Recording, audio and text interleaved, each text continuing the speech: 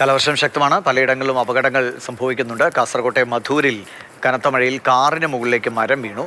Car ഭാഗികമായി തകർന്നു. ക്ഷേത്ര ദർശനത്തിനെത്തിയവരുടെ കാറാണ് അപകടത്തിൽപ്പെട്ടത്.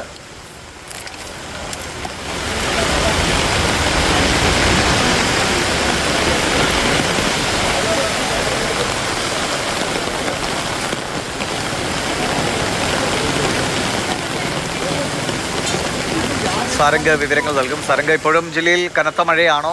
ഇത് ആളുകൾക്കൊന്നും പരിക്കില്ലാതെ രക്ഷപ്പെട്ടു അല്ലേ?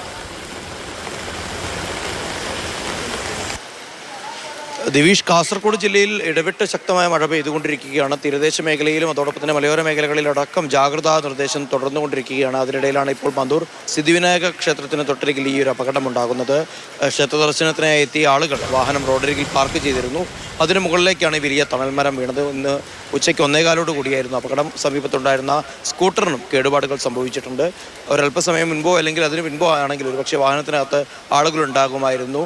പാർക്കിംഗ് നടത്തിയ സ്ഥലത്ത് തന്നെയാണ് അപകടം ഉണ്ടായത് എന്നതുകൊണ്ടാണ് വലിയൊരു അപകടം തലനാരിഴക്കി രക്ഷപ്പെട്ടത്. ദിവിഷ്, മറ്റൊരു കാസർഗോഡ് മതിലിടിഞ്ഞു വീണ ഒരു അപകടം ഉണ്ടല്ലോ. കഴിഞ്ഞ ദിവസം ഇതേപോലെ ഒരു മതിലിടിഞ്ഞു വീണ അപകടം ഉണ്ടായിരുന്നു. ഇതിപ്പോൾ എവിടെയാണ്?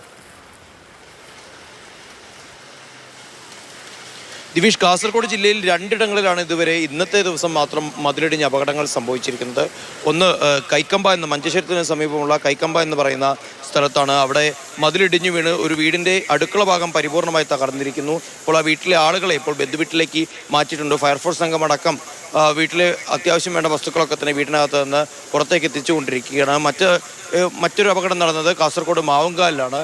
ഇപ്പോൾ കല്ലഞ്ചിറ സ്വദേശികളായ 2 പേർ റോഡരികിലൂടെ വാഹനത്തിൽ സഞ്ചരിക്കുന്നതിനിടയിലാണ് മതിലിടിഞ്ഞ് വീഴുന്നത്. തെറിച്ചുപോയ കല്ല് സ്കൂട്ടറിലിടിച്ച് സ്കൂട്ടറിന് വലിയ രീതിയിൽ കേടുപാടുകൾ സംഭവിച്ചു.